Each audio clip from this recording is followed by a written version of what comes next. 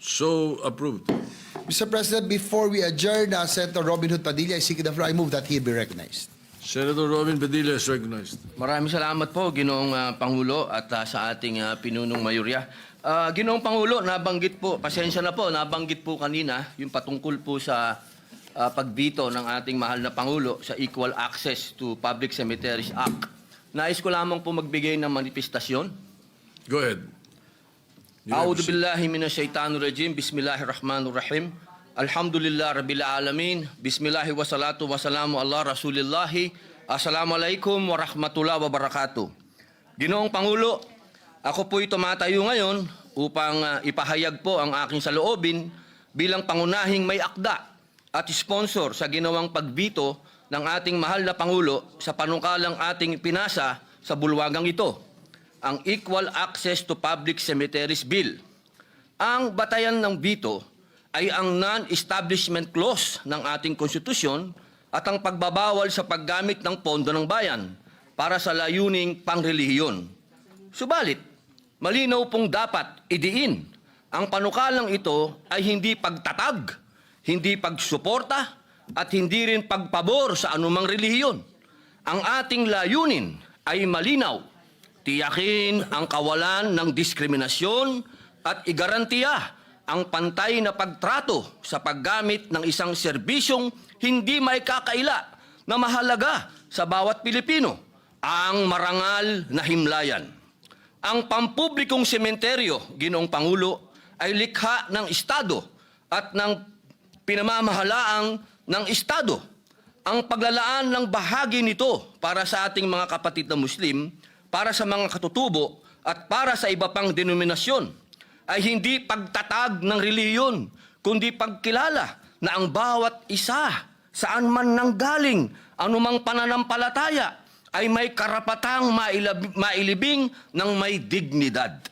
Ang mismong ating saligang batas, Artikulo 2, Seksyon 11 at 22 ay nagsasaad na dapat pahalagahan ng Estado ang dignidad ng bawat tao at kilalanin ang karapatan ng ating mga katutubo. Dagdag pa po rito, ang paggamit ng pondo ng bayan para rito ay hindi para sa relihiyon, kung hindi para sa kapakanan ng mamamayan. Ang paglilibing ay hindi lamang seremonyal, ito ay pangunahing pangangailangan ng tao. Ang pagbibigay ng disenteng libingan, anuman ang pananampalataya, ay isang sekular, makatao at konstitusyonal na tungkulin ng ating pamahalaan. Ginoong Pangulo, hindi sapat ang pagiging neutral upang makamtan ang tunay na pagkakapantay-pantay. Tungkulin ng Estado na magbigay akomodasyon sa mga nasa laylayan upang lubos nilang maisagawa ang kanilang karapatan.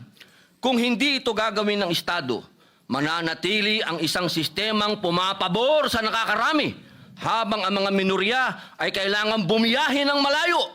Madalas ay lampas pa sa lalawigan o rehiyon para lamang mailibing ng marangal ang kanilang mahal sa buhay.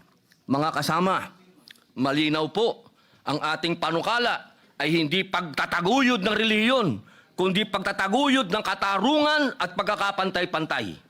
Bagamat iginagalang ko ang kapangyarihan ng mahal na Pangulo na magbito, naninindigan akong tungkulin ng Kongreso na ipaglaban ang adhikain ng ating mga kababayang matagal nang nakararanas ng kakulangan at kawalang katarungan. Umaasa po ako na muling mapag-usapan, maipasa at maisabatas ang panukalang ito. Isang panukalang makatao, makatarungan at higit sa lahat, tunay na konstitusyonal. Maraming salamat po, Ginoong Pangulo.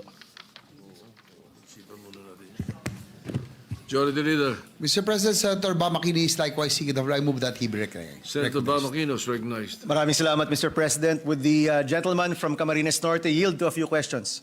Opo. Isa pong karangalan ang makakuha po ng pagtatanong sa ating ginagalang na senador. Mr. President, nung ito po'y napasa, wala pa po ako dito. Baka maaari niyo pong ma-explain muli, no? Ano po ba ang maibibigay sana ng Equal Access in Cemeteries Act, Mr. President? Opo, ito po kasi ay matagal na po itong issue na sa ating pong public cemetery hindi po nagkakaroon ng pagkakahiwalay-hiwalay. Ang gusto po natin, hindi naman po espesyal ang aming hinihingi. Ang amin pong hinihingi, katulad po ng ginawa ni Mayor Isko Moreno sa Maynila, ay binigyan po niya ng lugar kung saan po yung mga Muslim na pwedeng ilibing. Hindi po kailangan kaming gawan ng sarili.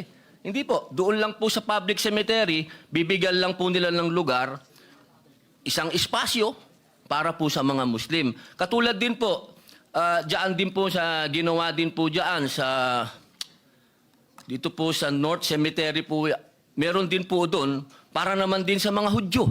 Meron din po sila doon, sarili.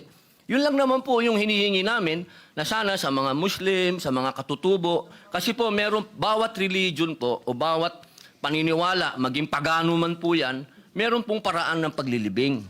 Ang hinihingi po namin, magkaroon ng pantay. Pantay lang po. Kasi ang hirap po naman na tayo po magkakasama dito sa bansang ito at lagi natin sinasabi na meron inclusive tayo, inclusive. Paano po magiging inclusive kung ang ating po mga kapatid na Muslim at ating mga katutubo ay hindi po binibigyan ng pagkakataon na magkaroon ng sariling espasyo? Mr. President, so sa mga ilang syudad at munisipyo, meron naman pong tamang implementation ng Equal Access to Cemeteries Act. Meron po, no? Meron pong mga, ang kailangan po natin ngayon kasi, Ginoong Pangulo, batas po para yung pong mga katulad po namin, meron pong mga lugar, katulad po sa Maynila, sa Lawag. Sa Lawag din po, meron din po silang ginawa. Sa Lawag po mismo. Mr. Meron President, po. meron naman pong best practice Opo, sa iba't ibang opo. mga lugar. Hindi naman ho ito kakaiba, no? Opo, hindi po to bago. Tama po ba, Mr. President, sa mga lugar na yan, may binibigay na espasyo para sa mga kapatid na Muslim? Siguro po, base na rin sa dami ng mga posibleng mamatay. No? Paano po ba yan na ibabahagi? May porsyento po ba yan? O basta may espasyo po ang kapatid dating Muslim? Maganda po sana, kasi po ngayon, Ginoong Pangulo, mapapansin niyo po, basta bawat palengke sa lahat ng sulok po ng Pilipinas, makikita niyo po, nandiyan ang mga Maranao. Opo, hindi na po yan kakaiba sa atin. Basta po may palengke, may Maranao po dyan. Kaya po hinihingi natin, halimbawa po, sa bawat lugar po sana, mabibigyan lang po sila ng... Kasi meron naman po yan census eh. Alam naman nila kung ilan yung nandoon na Muslim, mabigyan lang po ng espasyo. Yun lang naman po. Kumbaga po, Mr. President, depende sa lugar. Kung 10% ang kapatid na Muslim doon, sana sa public cemetery, may 10% rin doon nakalaan para sa kapatid na Muslim. Inshallah, opo, ganun po, Ginoong Pangulo. Opo. Mr. President, parang di naman po yan masyadong mahirap, no? Maaari niyo po bang maulit bakit po ito na-veto ng Presidente? Meron daw po kasi sa konstitusyon na hindi daw po pwede magpondo ang ating Estado sa mga, alam niyo po, yung pa sa religion, ganyan po. Pinapaliwanag nga po natin na hindi po ito para sa isang religion lang. Ito po ay para po sa mga tinatawag po natin nasa laylayan na wala pong capability. Na kanila po, ang sabi po kasi dyan hayaan na lang, kawawa naman nga yung ating mga kababayan na Muslim, pero ganun talaga, ibabiyahe na lang magmula. Kung ikaw ay nataga Maynila, ibabiyahe mo pa, isasakay mo ng eroplano, makauwi ng Lanao o makauwi po ng Sulu, napakalaking gastos po noon, Ginoong Pangulo. Opo. Ang hinihingi lang po natin maliit pong espasyo. Opo, Mr. President, I agree with the gentleman from Camarines Norte. At ipapalala ko lang po, meron tayong mga batas sa Muslim holiday, Catholic holiday, no? So hindi naman po bago na magkaroon ng mga batas na may tinutukoy o may pinapaborang relihiyon sa ating bansa. At sa ating mismong constitution, meron pong reference to the Almighty, no? So meaning sa constitution po natin, meron din namang pagpapahalaga sa mga relihiyon at pagpapahalaga sa Diyos na may kapal, no? So hindi naman ho ito kakaiba. Mr. President, panghuling tanong, ito pong equal access ay para lang po ba sa mga kapatid na Muslim or para rin sa iba't ibang klaseng relihiyon po siya? Opo, malinaw po doon sa ating Ginoong Pangulo. Ang delegate po natin doon, equal access po ito sa Muslim, sa mga katutubo po. Kasi meron din po silang paraan ng paglilibing at doon din po sa ibang denominasyon, sa ibang religion po. Maraming salamat, Mr. President. At kung susubok po kayo mag-refile, we will support, Mr. President. Maraming salamat po. Thank you. Senator Risa Ontiveros is recognized.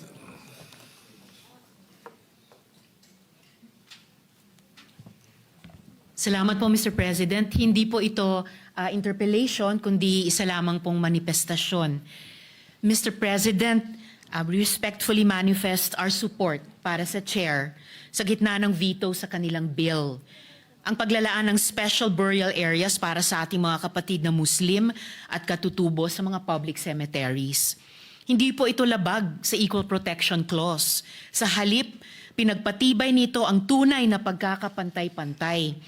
Kasi kinikilala ang unique religious requirements nila, gaya ng mabilis na pagpapalibing at tamang direksyon ng libingan na hindi natutugunan kung purely common burial ground lamang.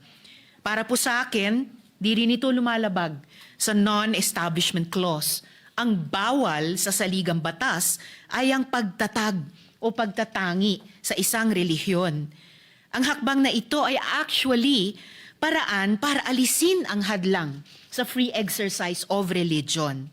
Hindi po pinopromote ng gobyerno ang Islam. Ang ginagawa lang ay pagbibigay daan sa karapatan ng bawat Pilipino na isabuhay ang kanyang pananampalataya. Gaya rin ng pagpayag ng prayer rooms o special diets sa government facilities.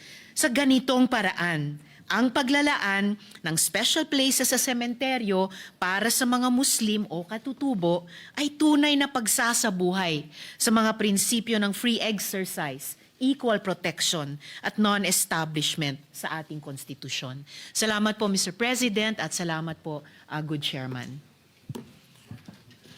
Majority Leader. Thank you, Mr. President. Likewise, this representation supports Senator Robin Hood Padilla sa kanya pong pakipaglaban para sa karapatan at tradisyon at kultura ng ating mga kapatid na Muslim. With that, Mr. President, I move that we adjourn the session until 3 o'clock in the afternoon.